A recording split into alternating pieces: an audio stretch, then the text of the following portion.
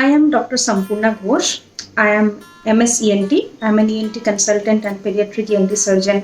I have been practicing in Hyderabad since last 7 years.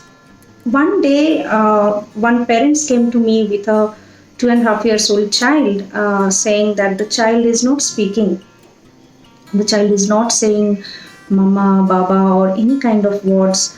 So they were tense that what is the reason for that. They believe there is some problem in the mouth of the child, in the tongue, or somewhere in the voice box.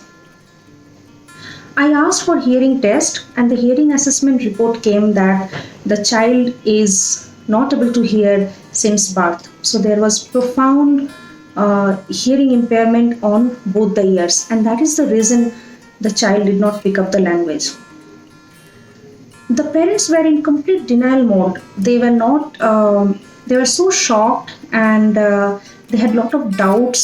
The mother kept on saying, "No, no, he responds. He laughs at me when I speak to him, and he responds to the rhymes or songs played in the television."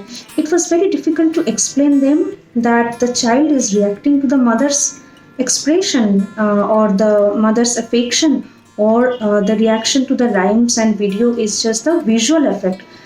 They kept on repeating the test from other audiology centers and other hospital. Once the third time also the report said that the child cannot hear. Then they came back to me, what is the solution for this? So I felt so depressed seeing the struggle of the mother and the father, and what will happen to this child.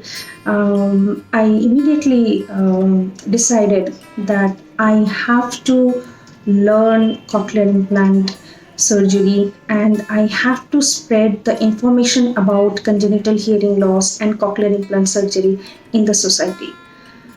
This child has undergone cochlear implant surgery, undergoing speech therapy, and I'm sure he will pick up the language.